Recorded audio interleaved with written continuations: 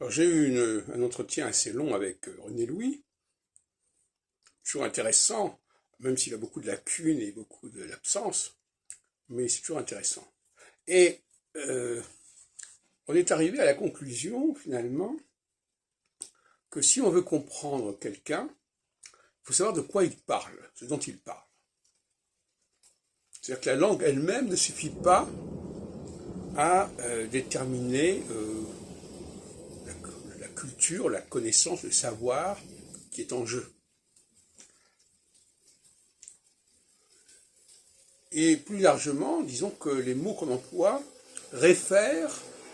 sont censés référer, sont supposés référer à des données historiques, culturelles, sociologiques, etc.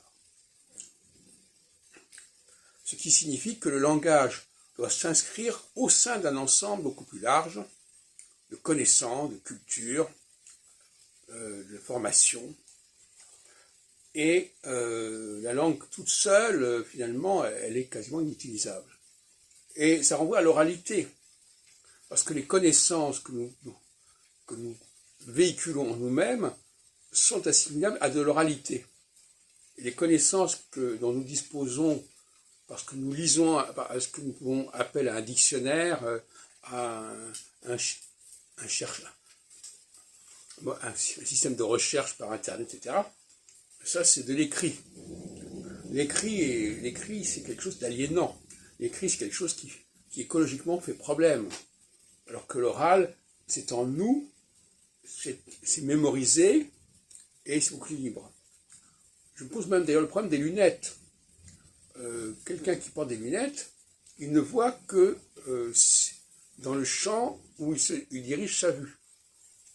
Et quelqu'un qui ne porte pas de lunettes, il a un champ qui s'offre à lui directement et spontanément.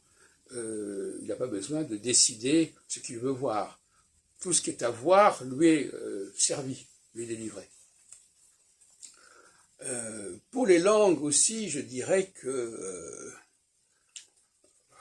si on ne connaît pas déjà d'avance ce qui va se dire, on risque de faire beaucoup de contresens. Deviner ce que quelqu'un dit, ça veut dire qu'on sait de quoi il va parler. On sait quels sont les sujets qu'il va traiter.